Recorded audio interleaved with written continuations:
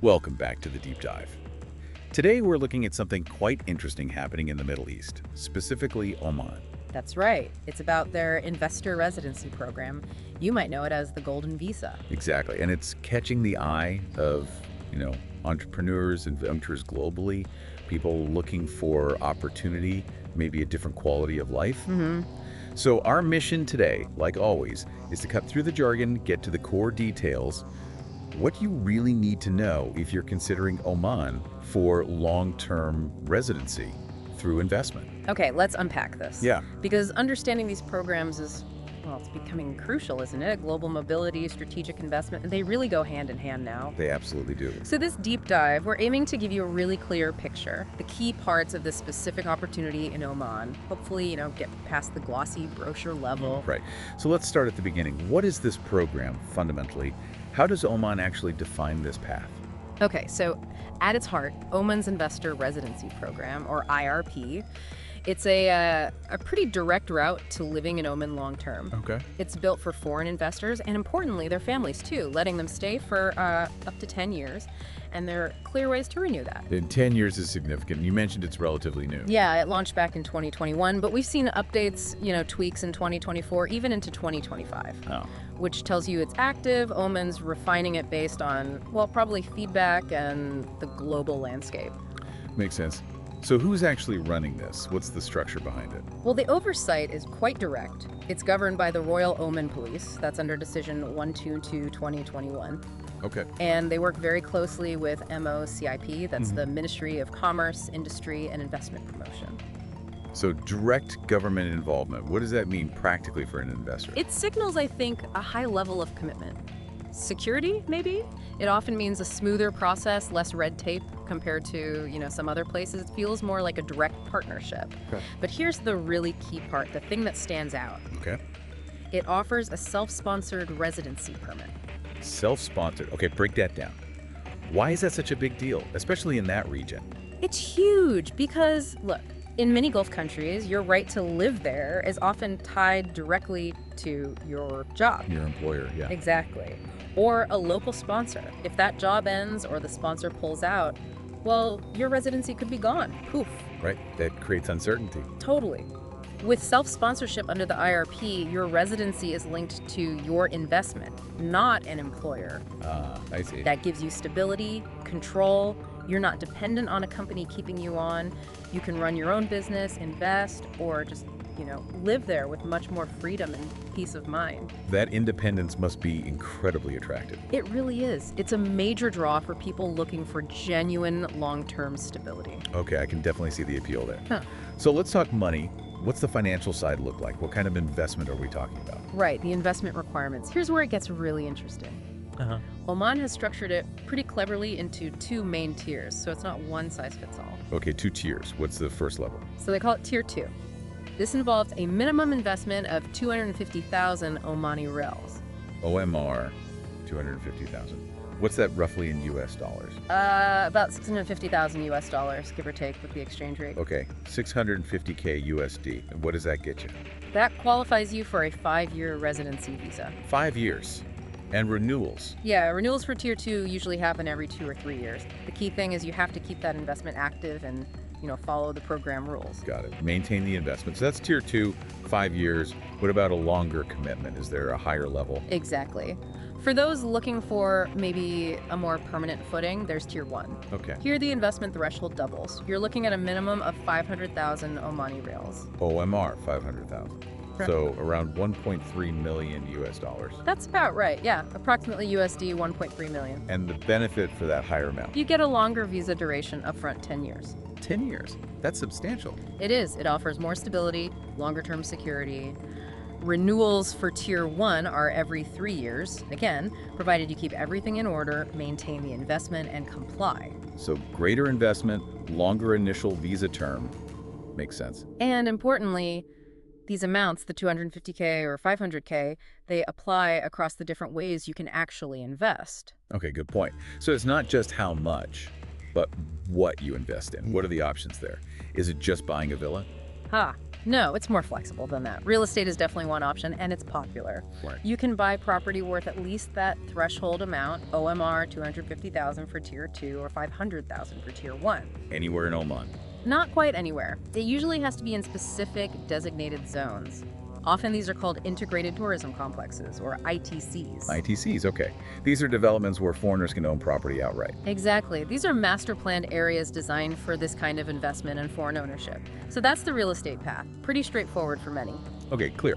What if someone's more interested in, say, starting or buying a business? Yep, that's another major pathway, business ownership. And there are a couple of ways to do this. How so? You can either start a brand new company in Oman, think an LLC, or maybe a public joint stock company, and invest the required amount, 250K or 500K, into that business. Okay, direct investment into your own company. Right. Or you could acquire an existing Omani company. The other route under this business category is a bit different. It's about job creation. Ah, interesting. Tell me more. If your business venture creates at least 50 jobs for Omani citizens, that can also qualify you. 50 Omani jobs. That really ties into national development goals, doesn't it? Absolutely. It aligns directly with Oman's Vision 2040, which is all about diversifying the economy, creating local employment. So investments in sectors like logistics, tourism, tech, manufacturing, they're likely viewed very positively. It shows you're contributing directly. Makes sense. Now, what about someone who maybe wants a less hands-on investment, something more passive? There's an option for that too. The program allows investment in government bonds. Omani government bonds. Correct. If you invest at least OMR 250,000 in government debt, and it needs to have a minimum maturity of 2 years, that also qualifies you. Okay. This is, generally seen as a lower risk, stable option. Good for someone who wants the residency, but maybe doesn't want to manage a property or run a business day to day. So real estate, business ownership, or government bonds. It's good they offer that range. It definitely broadens the appeal to different types of investors. Right. Now, let's shift gears a bit. We've covered the what and the how much. What about the why? What are the big advantages here beyond just the right to live there? And who else gets to benefit? Like family. Yes, the family inclusion aspect is a really strong point. How does that work? The main investor can include their spouse and children under their residency status. They get the same residency rights. Okay, spouse and kids. Pretty standard. Well, yes, but here's where those recent updates are interesting. They apparently removed the previous age cap for dependent children. No age cap. So older children potentially. Potentially, yes. It could mean adult children, maybe even other close relatives, depending on the final interpretation and rules, might qualify. That's quite rare and a huge benefit for families planning long term. That is a big deal, thinking about keeping the family unit together, even with older kids. Exactly. It makes it a much more holistic solution for family migration and planning. Okay, family inclusion is a major plus. What other strategic benefits make this program attractive? Well, if we connect this to the bigger picture, several things stand out. We've already hit the self-sponsorship. Huge. Right, the independence factor. Then there's high flexibility. In most cases, there are no strict minimum stay requirements. Meaning you don't have to live there 183 days a year or something. Generally, no. Which is great for global citizens who split their time. You gain the benefits without having to be physically present constantly. That's useful. What about economically? Big advantages there. You get broader economic access. Investors can own businesses, own property in those ITCs, operate in sectors maybe previously restricted. It opens doors within Oman's growing economy. And taxes. That's always a big question for investors. The very attractive point, Oman currently has no personal income tax. Zero personal income tax. Correct. For high net worth individuals, that's obviously a major consideration for wealth preservation. Definitely. Anything else on the benefit side? Yeah, just the overall quality of life aspects. Residency gives you access to local education systems for your kids, healthcare services. You can open bank accounts easily, pursue wider business opportunities. It all ties back to Oman's Vision 2040, attracting capital, yes, but also talent and expertise, making Oman a place people genuinely want to live and contribute long term. It really sounds like a comprehensive package. Okay, so for someone listening who's thinking, this sounds interesting, maybe even right for me, what's the actual process like? Can you walk us through the steps to apply? Sure. The documentation and process is logical, but you definitely need to be organized. Right. Step one is obviously choosing your investment path. Right. Real estate, bonds, business. Figure out what fits you best. That decision shapes everything else. Okay, choose your route.